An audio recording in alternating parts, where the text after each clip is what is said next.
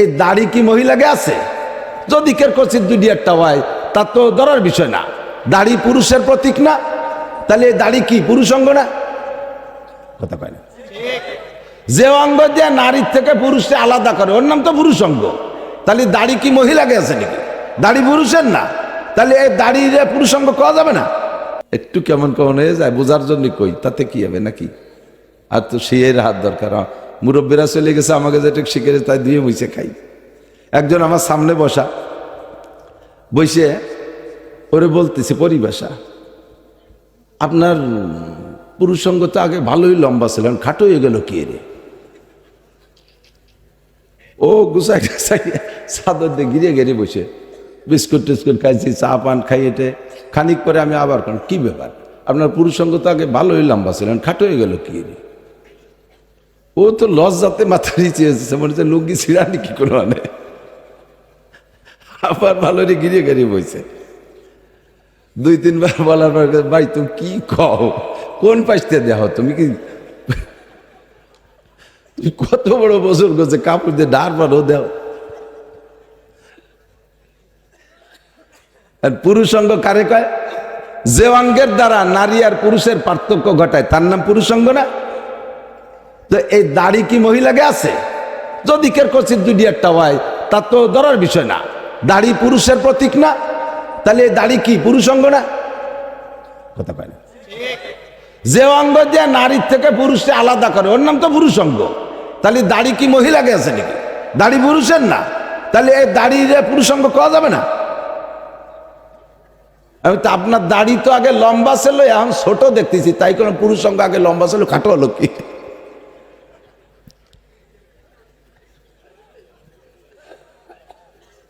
তো একই শব্দ জায়গা বিশেষ তার তর্জমা পাল্টে যায়।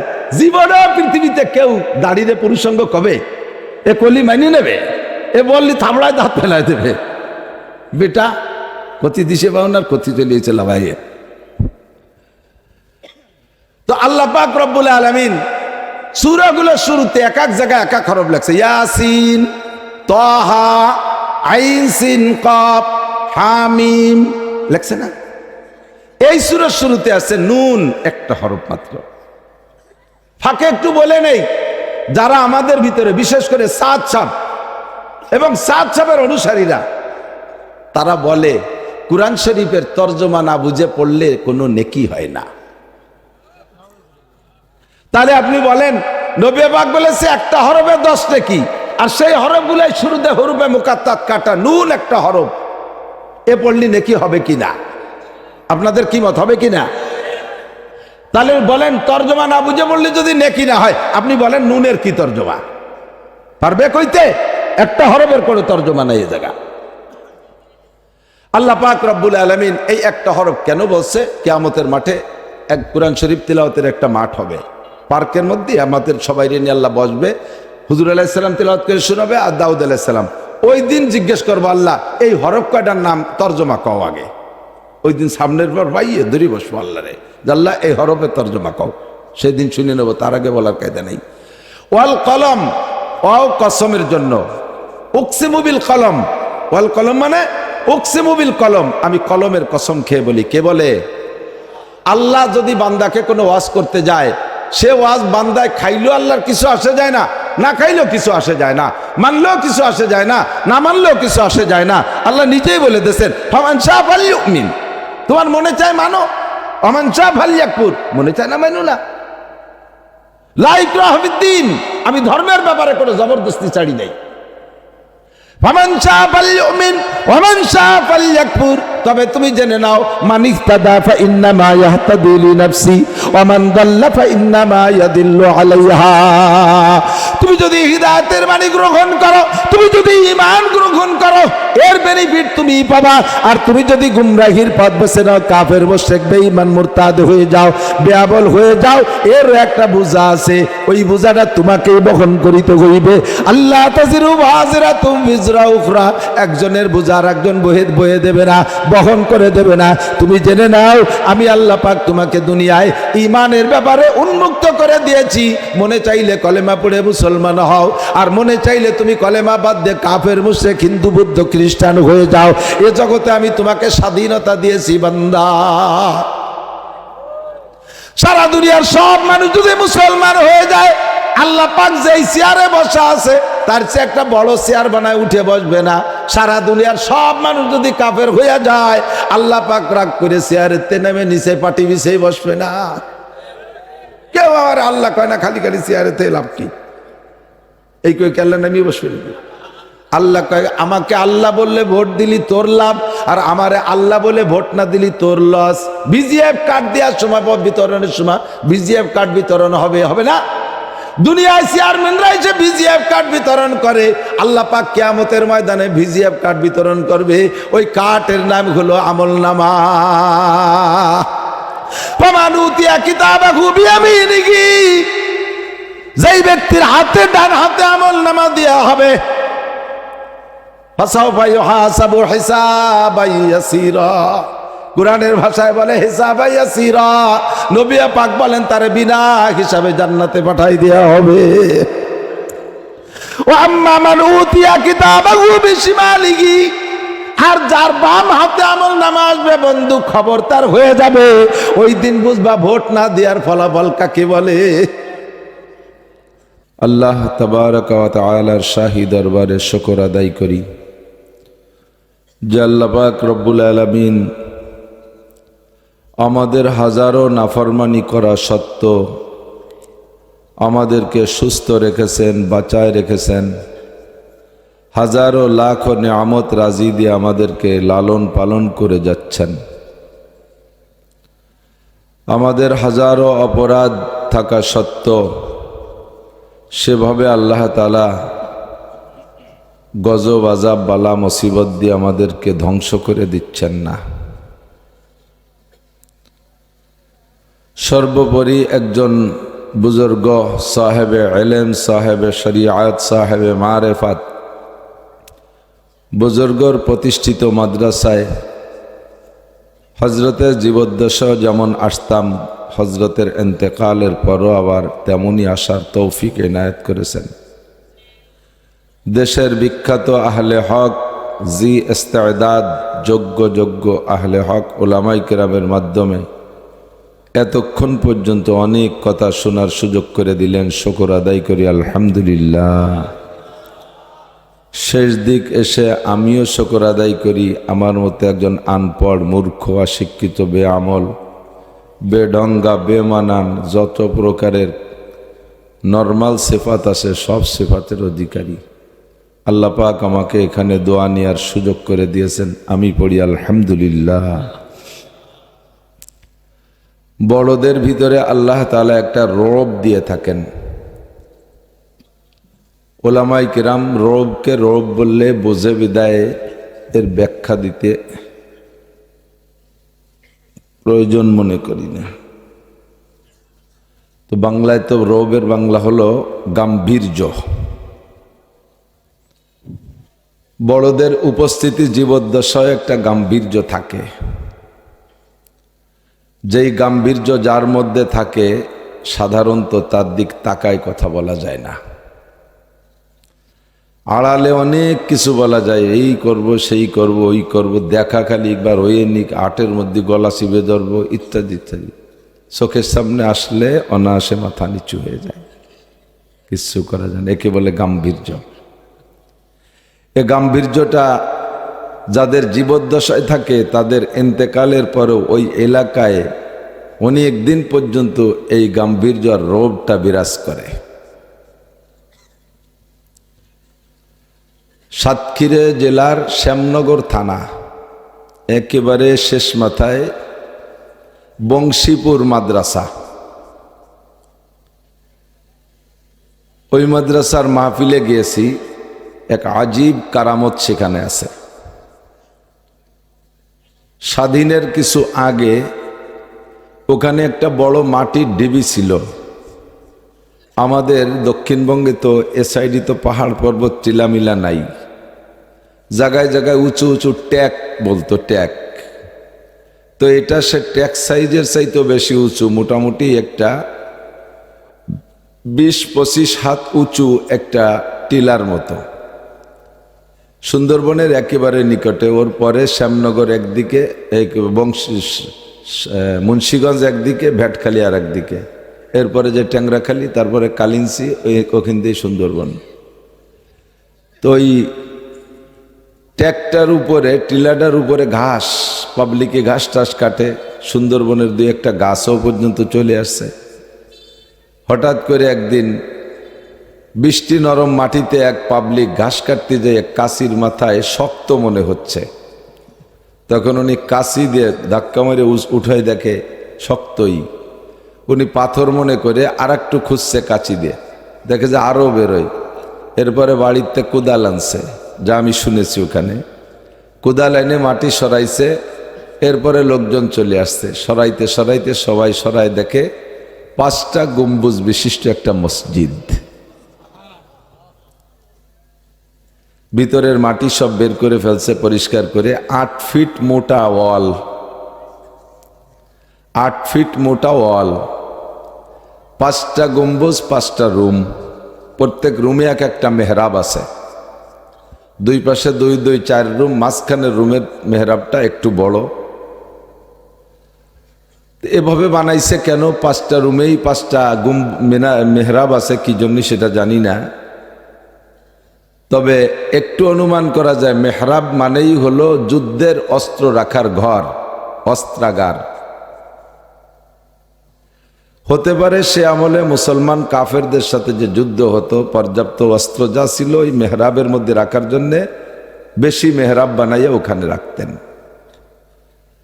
ভিতরে মাইক ছাড়া তেলাওয়াত করলেই মনে হয় যেন আমাদের ওখানে ওই মাদ্রাসার হাফেজ সাহেব হুজুর, হজরত মাওলানা হাফেজ আব্দুল মালেক সাহেব, আব্দুল হক সাহেব, আমাদের গোপালগঞ্জ বাড়ি, বুড়ো মানুষ। আমি যখন দেখেছি তখন 70 হবে বয়স, হেফজখানার বড় হাফেজ সাহেব। মাইক ছাড়া ফজরের নামাজে তেলাওয়াত করতেন, মনে হতো যেন জিব্রাইল এইমাত্র কোরআন শরীফ নাজিল করতেছে। এমন একটা অবস্থা লাগতো ওখানে। ফজরের নামে দূরে মাহফিল হলেও বংশীপুর মাদ্রাসায় এসে থাকতাম শুধু এই ফজরের নামাজের তেলাওয়াত শোনার জন্য। এরপরে মাটি আরো সরাইয়া দেখে পূর্ব পাশে 2টা কবর। একটা কবর 14 হাত লম্বা, আর একটা কবর 8 হাত লম্বা। ছোট্ট ছোট্ট ইট দিয়ে, আগের পুরাতন বিল্ডিং দেখছে না, মোগল আমলের বিল্ডিং 2-1টা কোথাও দেখে থাকলে, ছোট ইট 3-4 ইঞ্চি লম্বা লম্বা ছোট ছোট ইট দিয়ে গাঁথা কবর 2টা। এই মাঠে পাশে একটা মাদ্রাসা করছে, দাওরায়ে হাদিস মাদ্রাসা। মাদ্রাসার এই মাঠে, মসজিদের পাশ দিয়ে বড় মাঠ করে ওখানে মাহফিল করতেন। গাজী সাহেব হুজুর গেছেন পটিয়ার থেকে, নানুপুরি হুজুর গেছেন, তারপরে তৎকালীন বুজুর্গ বড়রা যেই গেছেন ওয়াজ করতে, বাহিরে কত বয়ান করে, ও জায়গা যে খুতবা পড়ার পরে ওয়াজ খুঁজে পায় না। আমাদের সুটপার হুজুর রহমতুল্লাহ আলাইহে, আমাদের এ বঙ্গের তো প্রধান বক্তা ছিলেন হুজুর, ওলামায়ে কেরাম মুরব্বীরা যারা ছিলেন, খলিলুর রহমান চৌধুরী হুজুরও যাই আওয়াজ করতে পারতেছে না। পরে 2 দিন মাহফিল, প্রথম দিন হুজুর, দ্বিতীয় দিনও হুজুর আছেন। হুজুর প্রথম দিন যখন খুতবার পরে আর ওয়াজ খুঁজে পায় না, তখন হুজুর বললেন, যদি তোমাদের এখানে মাহফিল করতে হয় তাহলে প্যান্ডেল ভাঙতে হবে, আলাদা মাঠে প্যান্ডেল করতে হবে, নইলে ওয়াজ হবে না। এই বড় 2 কবরে কারা যে শুয়ে আছে আল্লাহ জানে। তাদের জীবদ্দশার একটা রোগ ছিল, মরার পরও সেই রোগটা বিরাজ করতেছে, যার কারণে যে বক্তাই আসে ওয়াজ ঘাড়াই ফেলে, কিছু মনে থাকে না, কইতেই পারে না। আমি অবশ্য গিয়েছি ওই মাঠ পরিবর্তনের পরে, 4-5 বছর পর পর মাহফিল করছি আলহামদুলিল্লাহ। আমি সেখান থেকে অভিজ্ঞতা অর্জন করেছি যে মানুষের জীবদ্দশায় যে রোগ থাকে, মরার পরেও এলাকায় অনেক দিন পর্যন্ত সেই রোগ আর গাম্ভীর্যটা বিরাজ করে। নবী আলাইহিস সালাতু ওয়াস সালামের সামনে যে কথা বলা, চোখ রাঙ্গাইয়া কথা বলা বড় কঠিন ছিল। হুজুরের চেহারার দিকে তাকাইতে পারতো না, এমন একটা রোগ ছিল। হুজুর বলেন, আমার রোগ মাসিরাতু শাহরিন, চতুর্দিকে 1 মাস পায়ে হেঁটে চলতে যে পথ, আমি যেখানে থাকি সেখান থেকে চতুর্দিকে 1 মাস পায়ে হাঁটা পথ পর্যন্ত আমার রোগ আর গাম্ভীর্যটা বিরাজ করে। মদিনায় যেয়ে দেখবেন এখনো সেই রোগটা আছে। মদিনায় কোনো জোরে আওয়াজ নেই, কোনো শব্দ করে কথা নেই, সব ফিসফিস।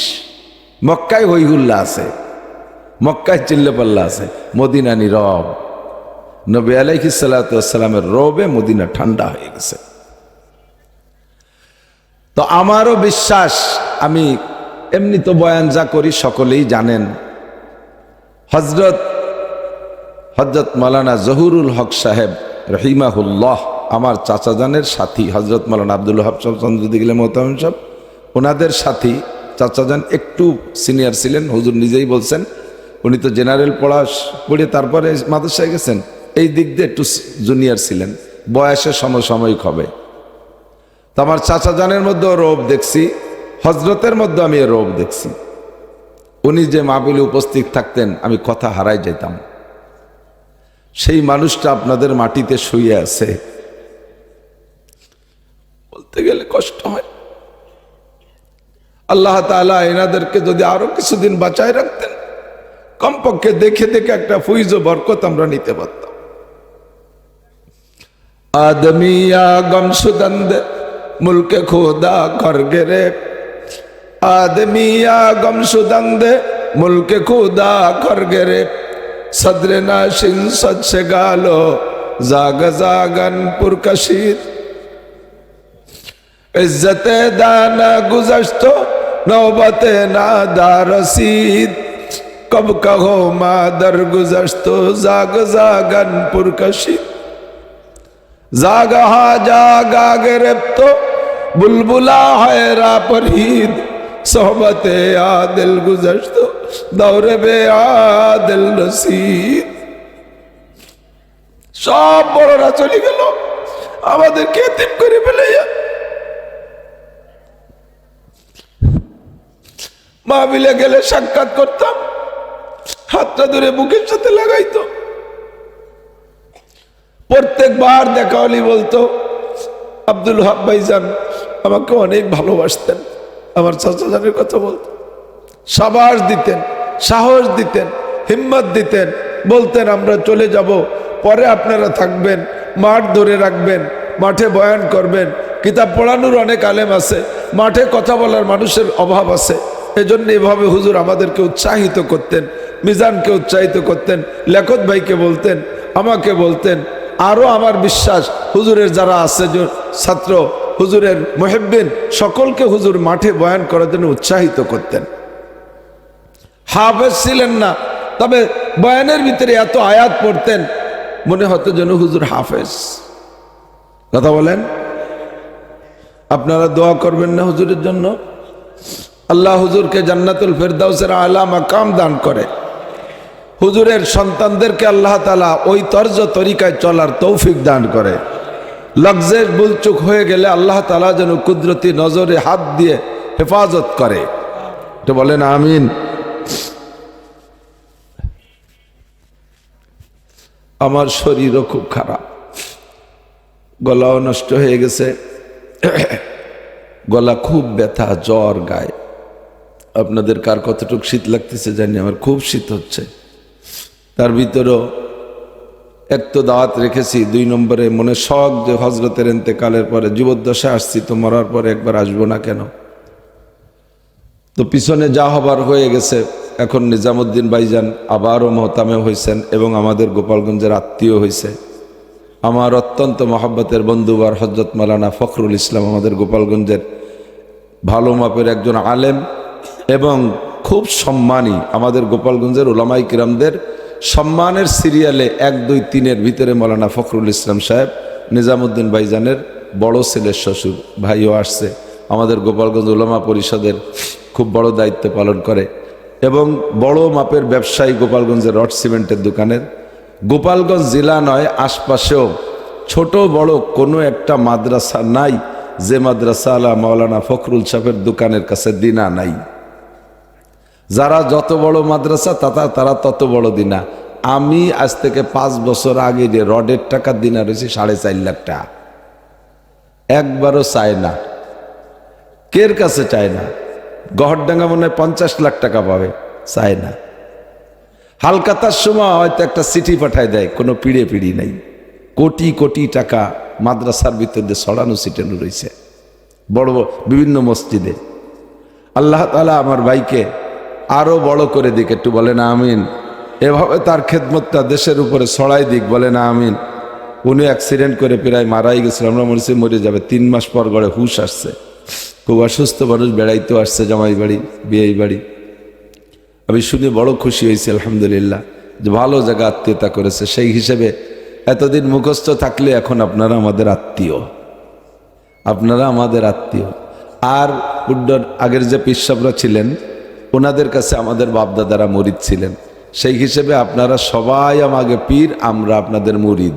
আপনারা মাঠে যারা আছেন সবাই আমার পীর, আপনারা পুড্ড এলাকার মানুষ, আমি ওই দক্ষিণে মানুষ, আমি আপনাদের কাছে মুরিদ।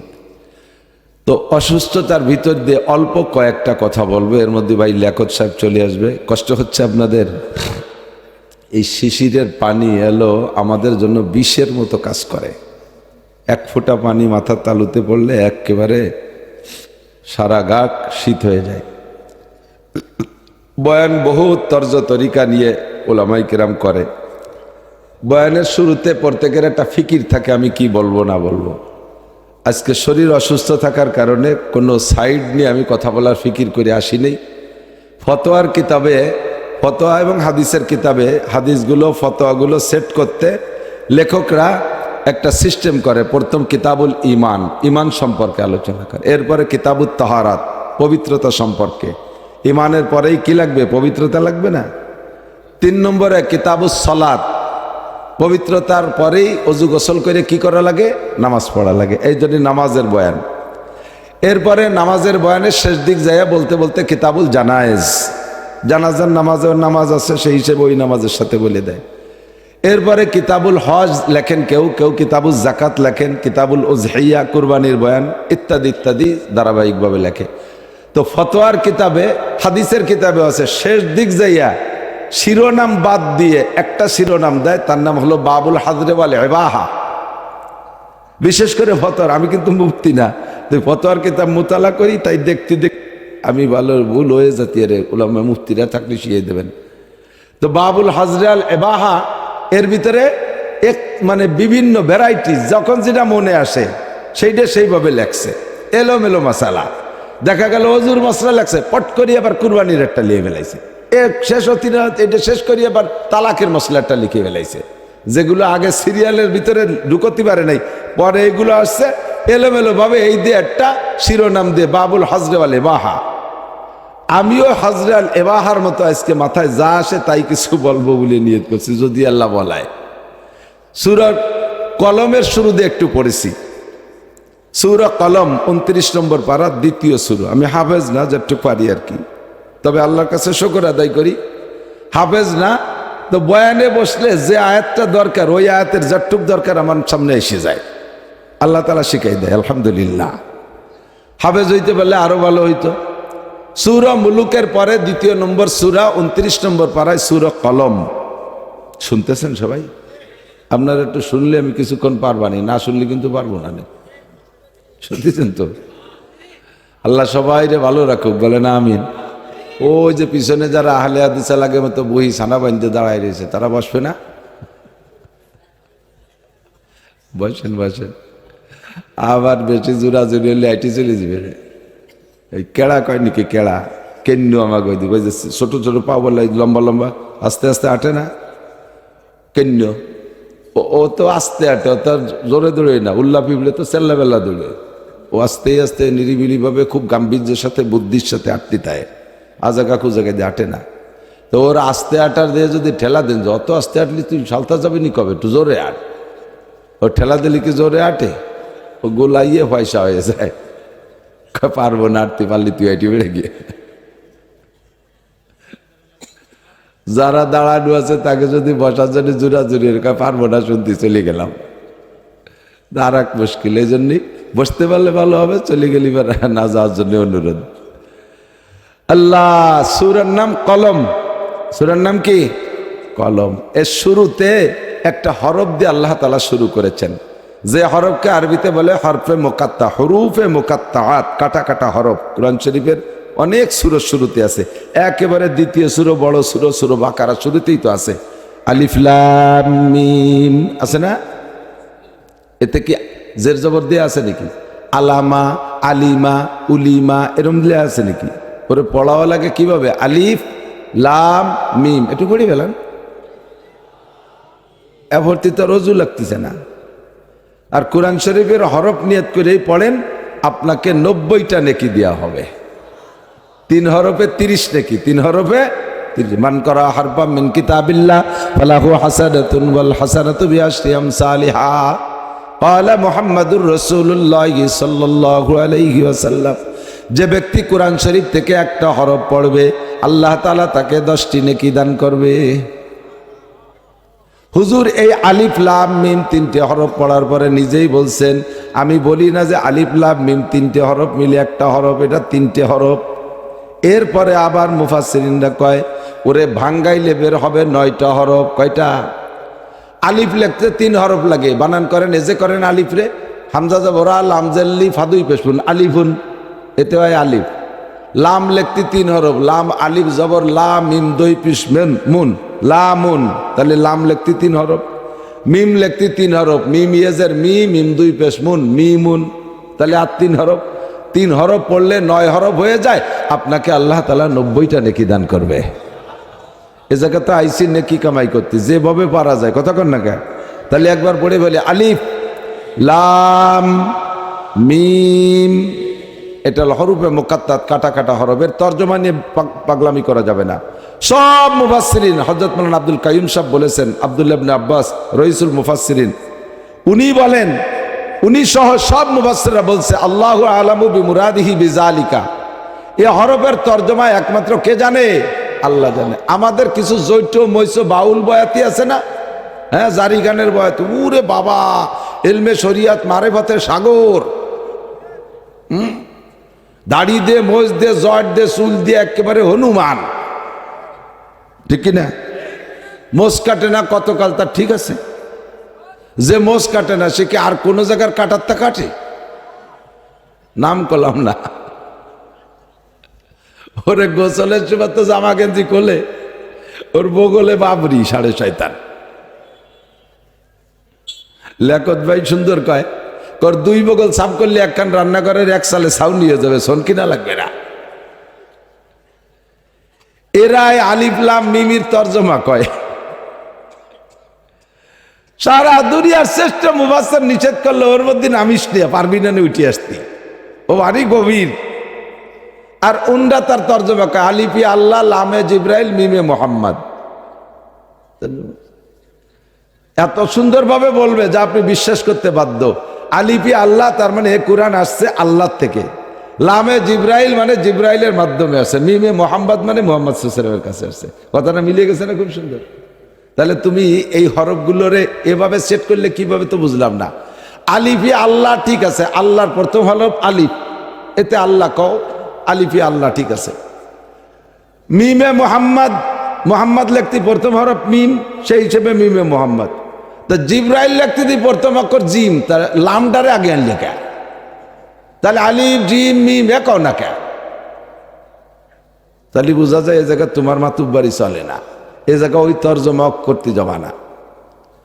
এরকম ইংরেজিতে শর্ট হ্যান্ড, বাংলায়ও লিখি আমরা, কতক্ষণ বাংলায় লিখি, মওকারে মো বিসর্গ মোহাম্মদ, ঠিক না?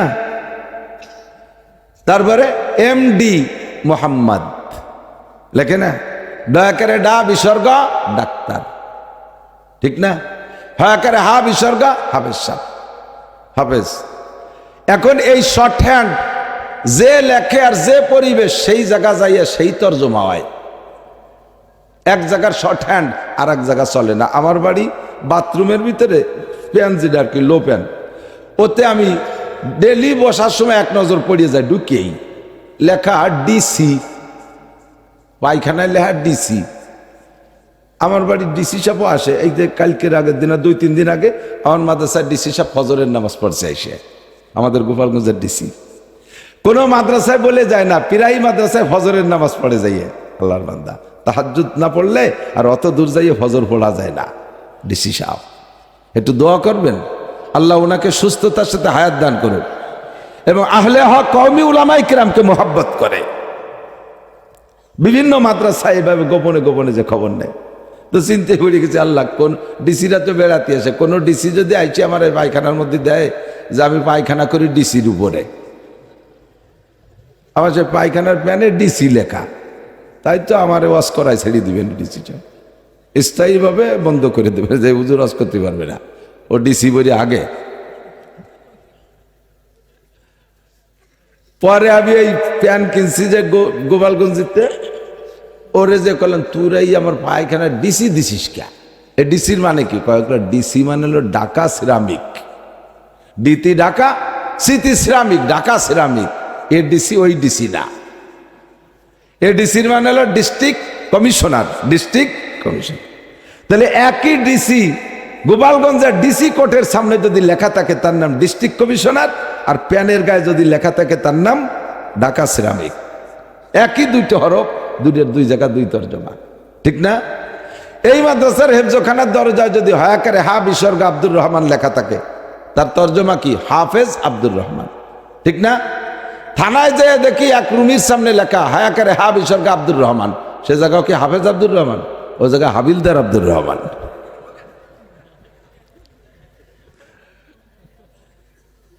ঠিক না? তাহলে একই হরফ, এক এক জায়গায় এক এক তর্জমা। তো এই আলিফ লাম মিম এগুলো আল্লাহ লে পাঠাইছে, আল্লাহ বলে পাঠাইছে।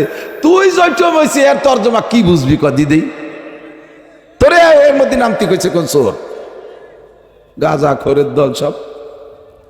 দয়াকারে ডা বিসর্গা, হাসপাতালের সামনে যদি দয়াকারে ডা বিসর্গা আব্দুল মালেক, তার মানে কি? ডাক্তার আব্দুল মালেক। ইরশাদ শিকদারের ঘরের সামনে যদি লেখা থাকে দয়াকারে ডা বিসর্গা ইরশাদ শিকদার, তার মানে কি? ডাক্তার ইরশাদ শিকদার, ডাকাত ইরশাদ শিকদার, ডাকাত ইরশাদ শিকদার। দয়াকারে ডা বিসর্গা মানে ডাকাত, আর এই জায়গা দয়াকারে ডা বিসর্গা মানে। তাহলে পরিভাষায় পার্থক্য হয়ে যায়, একই হরফের তর্জমা, ঠিক কিনা? আল্লাহু আকবার। একটু কেমন কেমন হয়ে যায়, বোঝার জন্য কই, তাতে কি হবে নাকি? আর তো সেই হাত দরকার। মুরব্বীরা চলে গেছে, আমাকে যেটা শিখে তাই দিয়ে বসে খাই। একজন আমার সামনে বসা, বসে ওরে বলতেছে পরিভাষা, আপনার পুরুষঙ্গ তো আগে ভালোই লম্বা ছিল, খাটো হয়ে গেল কি রে? ও গুছাই গুছাই চাদর দিয়ে গিরে গিরে বসে বিস্কুট টিস্কুট খাইছি, চা পান খাইয়েটে খানিক পরে আমি আবার কি ব্যাপার, আপনার পুরুষঙ্গ তো আগে ভালোই লম্বা ছিলেন, খাটো হয়ে গেল কি রে? ও তো লজ্জাতে মাথা নিচে এসেছে, মনে হচ্ছে লুঙ্গি ছিড়ানি কি করে, মানে আবার ভালো রে গিরে গিরে বসে। 2-3 বার বলার পর, ভাই তুমি কি কও, কোন পাশতে দেহ, তুমি কি কত বড় বছর গেছে, কাপড় দিয়ে ডার পারো দেও। পুরুষঙ্গ কারে কয়?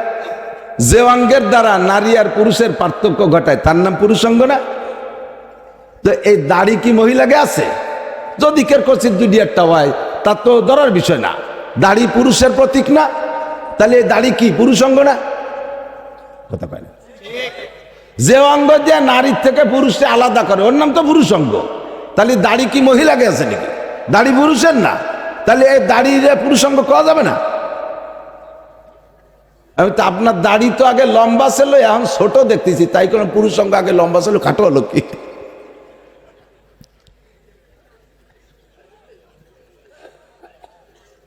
তো একই শব্দ জায়গা বিশেষ তার তর্জমা পাল্টে যায়। জীবনে পৃথিবীতে কেউ দাড়িরে পুরুষঙ্গ কবে? এ কলি মাইনে নেবে? এ বললি থামড়ায় দাঁত ফেলায় দেবে। বেটা কতি দিশে পাওনার কতি চলিয়েছে লাভাইয়ে। তো আল্লাহ পাক রব্বুল আলামিন সূরাগুলোর শুরুতে এক এক জায়গায় এক এক হরফ লেখছে। ইয়াসিন, তাহা, আইন সিন কাফ, হামিম লেখছে না? এই সূরার শুরুতে আছে নুন, একটা হরফ মাত্র। ফাঁকে একটু বলে নেই, যারা আমাদের ভিতরে বিশেষ করে সাদ সাপ এবং সাদ সাহেবের অনুসারীরা তারা বলে কুরআন শরীফের তর্জমা না বুঝে পড়লে কোনো নেকি হয় না। তাহলে আপনি বলেন নবী পাক বলেছে একটা হরফে 10 নেকি, আর সেই হরফগুলাই শুরুতে হরফে মুকাত্তাত কাটা, নুন একটা হরফ, এ পড়লি নেকি হবে কিনা? আপনাদের কি মত, হবে কিনা? তাহলে বলেন তর্জমা না বুঝে পড়লে যদি নেকি না হয়, আপনি বলেন নুনের কি তর্জমা পারবে কইতে? একটা হরফের কোনো তর্জমা নাই এ জায়গা। আল্লাহ পাক রব্বুল আলামিন এই একটা হরফ কেন বলছে? কিয়ামতের মাঠে এক কুরআন শরীফ তিলাওয়াতের একটা মাঠ হবে, পার্কের মধ্যে আমাদের সবাই নিয়ে আল্লাহ বসবে, হুজুর আলাইহিস সালাম তিলাওয়াত করে শোনাবে, আর দাউদ আলাইহিস সালাম। ওই দিন জিজ্ঞেস করবো আল্লাহ এই হরফ কয়টার নাম তর্জমা কও আগে। ওই দিন সামনের পর পাইয়ে ধরি বসবো আল্লাহ রে, আল্লাহ এই হরফের তর্জমা কও, সেদিন শুনে নেবো, তার আগে বলার কায়দা নেই। ওয়াল কলম, ওয়াও কসমের জন্য, উকসিমু বিল কলম, ওয়াল কলম মানে উকসিমু বিল কলম, আমি কলমের কসম খেয়ে বলি। কে বলে? আল্লাহ যদি বান্দাকে কোনো ওয়াজ করতে যায়, সে ওয়াজ বান্দায় খাইলেও আল্লাহর কিছু আসে যায় না, না খাইলেও কিছু আসে যায় না, মানলেও কিছু আসে যায় না, না মানলেও কিছু আসে যায় না। আল্লাহ নিজেই বলে দিয়েছেন ফামান শাআ ফালইউমিন, তোমার মনে চায় মানো, ওমান শাআ ফালইয়াকফুর, মনে চায় না মানো না। লা ইকরাহা ফিদ্দীন, আমি ধর্মের ব্যাপারে কোনো জবরদস্তি ছাড়ি নাই। ফামান শাআ ফালইউমিন ওমান শাআ ফালইয়াকফুর, তবে তুমি জেনে নাও মান ইহতাদা ফা ইন্নামা ইয়াহতাদি লিনাফসি ওয়া মান দাল্লা ফা ইন্নামা ইয়াদিল্লু আলাইহা। তুমি যদি হিদায়াতের বাণী গ্রহণ করো, তুমি যদি ঈমান গ্রহণ করো, এর বেনিফিট তুমি পাবা। আর তুমি যদি গুমরাহির পথ বেছে নাও, কাফের মুশরিক বেঈমান মুরতাদ হয়ে যাও, বেআবল হয়ে যাও, এর একটা বোঝা আছে, ওই বোঝাটা তোমাকেই বহন করিতে হইবে। আল্লাহ তাজিরু ওয়াজিরাতুম বিজরা উখরা, একজনের বোঝা আর একজন বয়ে দেবে না, বহন করে দেবে না। তুমি জেনে নাও আমি আল্লাহ পাক তোমাকে দুনিয়ায় ঈমানের ব্যাপারে উন্মুক্ত করে দিয়েছি। মনে চাইলে কলেমা পড়ে মুসলমান হও, আর মনে চাইলে তুমি কলেমা বাদ দিয়ে কাফের মুশরিক হিন্দু বৌদ্ধ খ্রিস্টান হয়ে যাও। এ জগতে আমি তোমাকে স্বাধীনতা দিয়েছি বান্দা। সারা দুনিয়ার সব মানুষ যদি মুসলমান হয়ে যায়, আল্লাহ পাক যেই চেয়ারে বসা আছে তার চেয়ে একটা বড় চেয়ার বানায় উঠে বসবে না। সারা দুনিয়ার সব মানুষ যদি কাফের হয়ে যায়, আল্লাহ পাক রাগ করে চেয়ারেতে নেমে নিচে পাটি বিছেই বসবে না। কেউ আর আল্লাহ কয় না খালি খালি চেয়ারেতে লাভ কি, এই কই আল্লাহ নামিয়ে বসবে না। আল্লাহ কয় আমাকে আল্লাহ বললে ভোট দিলি তোর লাভ, আর আমারে আল্লাহ বলে ভোট না দিলি তোর লস। বিজিএফ কার্ড দেওয়ার সময়, ভোট বিতরণের সময় বিজিএফ কার্ড বিতরণ হবে, হবে না? দুনিয়ায় চেয়ারম্যানরা এসে ভিজিএফ কার্ড বিতরণ করে, আল্লাহ পাক কিয়ামতের ময়দানে ভিজিএফ কার্ড বিতরণ করবে। ওই কার্ডের নাম হলো আমলনামা। ফামান উতিয়া কিতাবাহু বিয়ামিনিহি, যেই ব্যক্তির হাতে ডান হাতে আমলনামা দেয়া হবে, ফাসাউফা ইউহাসাবু হিসাবান ইয়াসীরা, কুরআনের ভাষায় বলে হিসাবান ইয়াসীরা। নবী পাক বলেন তারে বিনা হিসাবে জান্নাতে পাঠাই দেয়া হবে। ওয়া আম্মা মান উতিয়া কিতাবাহু বিশিমালিহি, আর যার বাম হাতে আমলনামা আসবে বন্ধু, খবর তার হয়ে যাবে। ওই দিন বুঝবা ভোট না দেওয়ার ফলাফল কাকে বলে। তোমারে উন্মুক্ত করে দিয়েছি, স্বাধীন করে দিয়েছি। মনে চাইলে ঈমান আনো, না মনে চাইলে ঈমান আনো না। দুনিয়ায় কোনো প্রেশার নাই, লা ইকরাহা ফিদ্দীন, জবরদস্তি নাই। ভালো করে বোঝেন, ধর্মের ব্যাপারে কোনো জবরদস্তি নাই। কোনো হিন্দুরে পিটাইয়া মুসলমান বানানো জায়েজ নাই, কোনো খ্রিস্টানরে পিটাইয়া মুসলমান বানানো জায়েজ নাই, কোনো হিন্দুরে চাপের মুখে কলেমা পড়ানো জায়েজ নাই। হিন্দু ভোটার আছে আপনার ইউনিয়নের ভিতরে, চেয়ারম্যান সাহেব, বুজুর্গ পীর সাহেব, ওই চেয়ারম্যান সাহেব হিন্দুদেরকে মুসলমান বানানোর জন্য ওই এলাকায় রাস্তা দেয় না, ওই এলাকায় ভিজিএফ কার্ড দেয় না, সরকারি কোনো সুযোগ সুবিধা তাদের দেয় না, ওই এলাকায় কারেন্ট দেয় না। এইভাবে চাপের মুখে তাদেরকে কলেমা পড়ানোর যদি চেষ্টা করে, এইটা শরিয়াতে গ্রহণ করে না, জায়েজ নাই।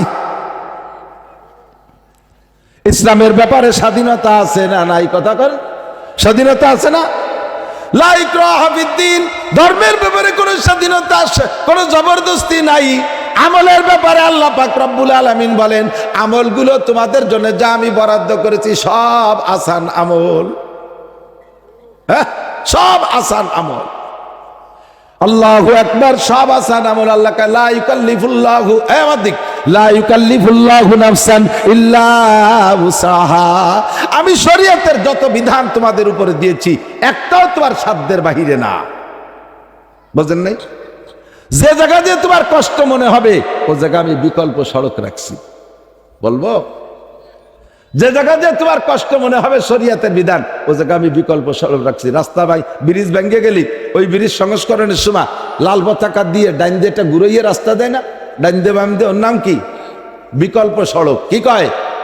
ভাঙ্গা রাস্তা যেখানে বিকল্প সড়ক সেখানে, ভাঙ্গা রাস্তা যেখানে বিকল্প সড়ক সেখানে। আল্লাহু আকবার। আমাদের জন্য আল্লাহ 5 ওয়াক্ত নামাজ ফরজ করেছে, কঠিন না সহজ? কথা কয় না? ওয়া ইন্নাহা লাকাবীরাতুন ইল্লা আলাল খাশিঈন। নামাজ কঠিন কার জন্য? যে নামাজ পড়ে না তার জন্য। যে লোকটা নামাজে অভ্যস্ত হয়ে গেছেন তার জন্য নামাজ না পড়া কঠিন। কতক্ষণ ঠিক না? ফজরের নামাজ যদি কারণবশ ছুটে যায় ঘর থেকে বেরোতে ভয় লাগে, কি লাগে না? কারণবশ যদি জোহরের নামাজ ছুটে যায় বিকেল বেলা বাইরে যাইতে ভয় লাগে, মাঠে যাইতে সময় মনে হয় আজকে মাঠের মধ্যে কোনো বরকত পাবো না। গাড়িতে উঠতে গেলে ভয় লাগে, না জানি আমার কারণে গাড়িটা অ্যাক্সিডেন্ট করে। অভ্যাসে যখন পরিণত হয়ে যায়, শরিয়াত জবকে তবিয়ত बन जाती है, शरीयत जबकि तबीयत बन जाती है तो शरीयत के अंदर कोई तकलीफ नहीं पहुंचती है। শরিয়ত যখন অভ্যাসে পরিণত হয়ে যায় তখন আর কষ্ট মনে হয় না। কথা কন। অভ্যাসে পরিণত করলে আর কোনো ঝামেলা নাই। আর অভ্যাস যতদিন না হবে ততদিন ওয়া ইন্নাহা লাকাবীরাতুন, এটা বড় কঠিন মনে হয়, খুব কঠিন। না বছরে না পড়ে গিয়ে শীতের চুমা উঠিয়ে আবার ঠান্ডা মানি তা আবার একটু উল্টো পাল্টা গেলি গোসল আরো কি আরো না আরো। আর যারা অভ্যস্ত হয়ে গেছে তারা কারণবশত গোসল ফরজ হয়ে গেলে ওই ফরজ গোসল যত রাইতি হোক না কেন ওই সময় গোসল না করে বিছানে পিঠ দিতে ভয় পায়, না জানি যদি নাপাক অবস্থায় মরে যাই। ঠিক কিনা? না জানি কি নাপাক অবস্থায় মরে যাই, এই ভয়তে সাথে সাথে যে গোসল তার একটু খারাপ লাগে না। শরিয়াতকে তবিয়াতে পরিণত করেন, টুপি মাথায় দিয়ে অভ্যাস করেন, আর টুপি মাথায় দিতে কষ্ট হবে না।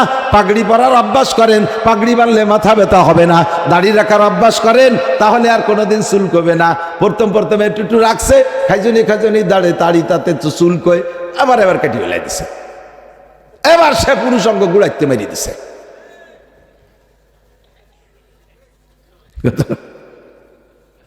আমার এক দাদা খুব রসিক, তো উনি আইছেন ওইরকম দাড়ি ছোট। আগেকার দাদা কয়দিন আগে দিয়ে বড় দেখলাম, তাই ছোট হয়ে গেল কি রে? আরে বাড়ি সে রাত্রি দাড়ির জ্বালায় মুখ রে চড়াইয়ে ভেঙে ফেলাই দিছে। আর দাড়ির জ্বালায় মুখ চড়ালেন, কয় দাড়ি সুই খেতা গায়ে দিই, দাড়ি একটা উঠিয়ে এসে খুসাই দিয়ে না হয় খুসা দেয়, মনে হয় যে মশা দেই চড়। এবার আর একটা এসে ঠেলাতে মনে হয় যে মশা দেই, রাতটা ভর গেছে মুখ চড়াই ভাঙছি। এসে সকালে কেটে খাটাই রেখেছি। হাজার হাজার মানুষ লম্বা দাড়ি, তারা রাত্রি মশার কামড় মনে রে মুখ চড়ায় না, তুমি চড়াও কে? আল্লাহু আকবার। মাগুরা গেছি মাহফিলে, পানি ভবন মাদ্রাসা মাহফিল। তো আমার আগে যে বক্তা বয়ান করতেছে ওই বক্তা দাড়ি ছোট ছোট। তো বক্তাদের সম্মানার্থে শ্রোতারা সামাসামি কিছু না বলে একজন একটা চিরকুট লিখে পাঠাইছে, হুজুর দাড়ি সম্পর্কে কিছু বলেন, দাড়ি সম্পর্কে কিছু বলেন। ওনার নিজের দাড়ি যান ছোট, তাহলে যা বলবে ওই ছোটর পক্ষে বলতে হবে না, দলিল পর্চা যা দেবে ছোটর পক্ষে দিতে। তো উনি বলতেছেন দাড়ি ভালো জিনিস, রাখা ভালো, পুরুষের জন্য শান হয়, দেখতে ভালো, তবে অনেক লম্বা না রাখা ভালো। কেন অনেক লম্বা না রাখা ভালো ব্যাখ্যা দিতে হবে। তো বলতে হুজুর কেন অনেক লম্বা না রাখা ভালো? বেশি লম্বা হলে একটা পয় পবিত্রের একটা ব্যাপার স্যাপার আছে, পেশাব করতে বসলে সিটে দাঁড়িতে লাগতে পারে, এই জন্য খাটো রাখা ভালো। কি বলেন? সবাইকে ঠিক এই সময় হুজুর যা কয় সব ঠিক। আমি কি যে সর্বনাশ করছে, কি রুয়ে দিয়ে গেল একেবারে উনার ওয়াজের শেষ মশলা এই কইয়ে নেমে চলে যাবে ঢাকা। এরপরে আমি স্টেজ উঠে চিন্তা করলাম, তো গাড়িতে উঠে গেলি, ওর তো সাইজ করা যাবে না। ও ভিতরে থাকতে থাকতে বললাম, আপনারা যে দাড়ি খাটো দাড়িতে লম্বা দাড়িতে পেশাব লাগার বাড়িতে খাটো হওয়ার পক্ষে ঠিক করলেন, কি বুঝে শুনে ঠিক করেছেন? তো এইটা যদি ঠিক হয় তাহলে আর একটা ঠিক করেন। পেশাব করতে বসলে দাড়ি যত লম্বা হোক, সিটে দাড়িতে লাগার ভয়। পেশাব করতে বসলে শরীরের অন্য অঙ্গ এ দাড়ির চাইতেও পেশাবের বেশি নিকটে থাকে না? হ্যাঁ, পরনের কাপড়টা একেবারে নিকটে না? তাহলে যদি ওই বক্তা যদি দাড়িতে পেশাব লাগার বাচ্চা কাটে খাটো আরে, তো উনার প্রত্যেকবার পেশাব করতে হবে ন্যাংটা হইয়া, লুঙ্গিতে লাগার বইতে। আগেরটা ঠিক না পরেরটা ঠিক? পরেরটা ঠিক না, ল্যাংটা হইরে ছেড়ে দিছি। সুন্নতি পোশাকের অভ্যাস হয়ে গেলে আর সুন্নতি পোশাকে খারাপ লাগবে না। দস্তারখানের অভ্যাস হয়ে গেলে আর দস্তারখান বিছানুকে বিরক্ত মনে হবে না। মেসাকের অভ্যাস হয়ে গেলে আর মেসাকে কষ্ট মনে হবে না। কতক্ষণ না কেন? মসজিদে নামাজ পড়ার অভ্যাস হয়ে গেলে ঘরে নামাজ পড়লে তৃপ্তি পাবেন না। যারা রেগুলার মসজিদে নামাজ পড়েন সাক্ষী দেন বাবা, কারণ বছর যদি একক তো মসজিদে যাইতে না পারেন, ঘরে একা একা নামাজ পড়েন, দেখবেন একা একা নামাজ পড়লে বেশিরভাগ ভুল হয়ে যায়। 4 রিকাত নামাজে তো গড়বড় বাঁধবেই। 3 রিকাতেতে শুরু হয় 3 না 5, 4 না 5, 5 না 2, 2 না 1, নাকি বললাম না নাকি এলাম। সে শুরু করে একটা মনে আছে, আগের রিকাতে কোন শুরু করছি এনে কি করবো, শেষে দেয় যে শেষ শুরু করে তুই নাচ এনে তাই কি করবো, নানান হদবরল শুরু হয়ে যায়। এই নামাজ সুন্নত মসজিদই পড়েন, দেখবেন 4 রিকাতে ভুল হয় না। আপনি বাড়ি পড়েন পিরাই কিন্তু ভুল হবে। মিথ্যে কথা কইছি? অ্যাক্সিডেন্ট তো আমারও হয় মাঝে মাঝে, যেদিন বাড়ি ভুল করমে পড়িয়ে ফেলাই এরকম হয়ে যায়। শরিয়াত কো তবিয়াত বানা লেনা, শরিয়াত যদি তবিয়াত হয়ে যায়, অভ্যাসে পরিণত হয়ে যায়। যেই মহিলা বোরকা পরার অভ্যাস আছে, ওই মহিলা খালি মাথায় বিনা বোরকায় বাইরে যাইতে পারবে। কথা বলেন পারবে? আল্লাহ, একই মহিলা এক একটার এক এক স্বভাব। আমি মক্তবে যখন পড়াইতাম, ছাত্র বয়সের মক্তবে পড়াইতাম, 200-250 টাকা বেতন পাইতাম, তাই দিয়ে 2-3 ভাই পড়তাম। এই জন্যই মক্তবে পড়াইছি, ইমামতি করছি। তো সেই সময় ওই মেয়েরা যারা আসতো পড়তে, একটু বড় হয়ে উঠলে তাদের বলতাম যে তোমরা বোরকা পরিয়ে এসো। তো মহিলাটা বলতেছে, হুজুর আমার ইমান আছে। হুজুর, একটা মেয়ে বলতে আমার ইমান আছে। তোমার কিরম ইমান আছে? কয় যে আগে একদিন মসজিদে জুমুদ্দিন বয়ান করছেন, আমাকে বাড়িতে ভাসে। আপনি বলছেন যে যার লজ্জা আছে তার ইমান আছে। আমার লজ্জা আছে, এই জন্য আমার ইমান আছে। আর ইমান থাকলে তোর বোরকা লাগে না। আমি কই তোমার কিরম লজ্জা আছে? কয় হুজুর আমার বোরকা পরতে লজ্জা করে। আর লজ্জা থাকলে ইমান আছে, আর ইমান থাকলে বোরকা লাগে না। শয়তান কোথাকার! শয়তানকে আমি তো খালি শয়তান, ওটা 6.5 শয়তান।